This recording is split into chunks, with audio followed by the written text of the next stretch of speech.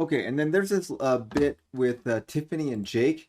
So this is Jake. He's a graphic designer and he helps with a lot of the graphic design. I think he helps with the UI and stuff. But also does some merchandising stuff. And the cool thing about the merchandising is that he's working on a bunch of stuff. I think people have asked him for like a full zip hoodie, which they said they might do. There's some socks here going on. But what I noticed here is in the background, there are these things which I think are the vehicle UI and the mobile UI. Okay, yeah, so there's some cool Aptera socks that actually looks kind of cool.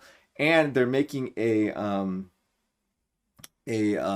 little model, and they're gonna sell that at the merch store. But yeah, you see here, this is the I think this is the UI, the vehicle UI, and this is like the mobile UI, and they're gonna sell this little thing right here. And of course, this is just like a fun stuff that they're doing. This does they assured us this does not impact production of the actual vehicle. This is just something that the graphic designer does, just kind of on the side almost.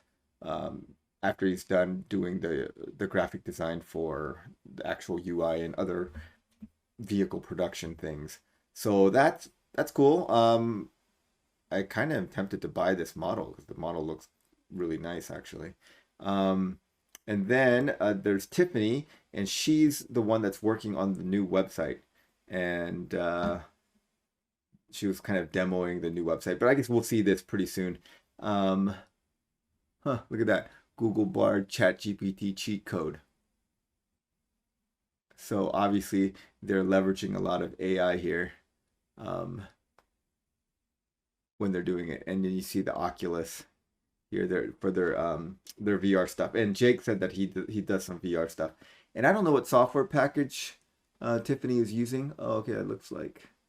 But it had a like before you saw all these like little lines going between the I guess that's how they make these websites. But anyway, that was cool. The other thing we went down and we met with Tim, and he was kind of talking about the battery stuff. Um, there wasn't anything super new in this part, but here's the thing that I took home about Tim being here. So Tim used to work at Flux Power, and I was wondering when we first saw him in one of the previous videos whether he was kind of doing this on the side. But it turns out that he moved from Flux Power to Aptera, and I think that's says two things. So Tim is a very established engineer. He had a pretty high up position in Flux Power, and he left that to join Aptera. So two things is what I think of when he did that. He obviously has confidence that Aptera is going to go someplace. Because why would you quit a stable job where you have a pretty good position to join a startup unless you feel like the startup is doing well? And also, he's worked with Chris Anthony before, and Chris Anthony, and he thinks highly enough of him to come join him in a new startup. So I think that is very reassuring to me. So that's what I got most out of finding out that Tim had joined Aptera fully rather than doing it as kind of a side project with his like stable job over at Flux Power. Um, so I think that's really really good. And that was it. Anyway, I thought this was one of the best videos they put out. It felt very unscripted, very natural, and you kind of got a vibe of the place, and the vibe was good.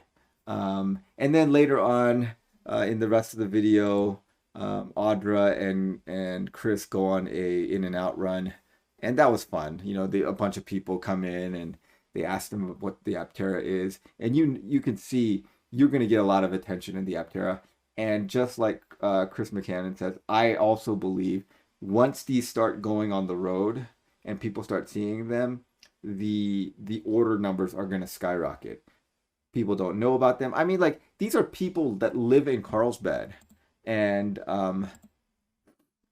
these are people that live in Carlsbad, and they don't know about Aptera. So it just shows you that you just don't know about Aptera, and people don't know about Aptera, and then once they're out in the wild, people are gonna find out, and they're gonna think, "Wow, this is so cool." And I do wonder why they don't just plaster the word Aptera all over these vehicles. and drive them around, because everyone's asking what it is, and if you just put the name on it, then they can Google it and figure it out for themselves and get into it. They were handing out little stickers and stuff. But anyway, a great job by Chris and Audra for setting this up. Good job, guys. And also, it tells you what a good job that the marketing team is doing and Aptera as a whole is doing. Is they started this Reg CF raise less than a month ago, I think. It's about a month ago, right? And they were trying to raise $5 million, and I thought to myself, there's no way they're raising $5 million in a month. But look, they've raised $4.5 million. There's only $500,000 left to raise. And most of this was like actually today. I'm recording this on Friday, the 28th of June, and most of this was done. And I expect by the time you guys are watching this video that they will have maxed out the $5 million Reg CF raise. That is very impressive. And the Aptera leaderboard is up to almost 39 million. So very, very successful. We just have to make sure that this US capital raise goes well, and then I think we are off to the races. Okay, all right, thanks for watching, guys. Have a great day.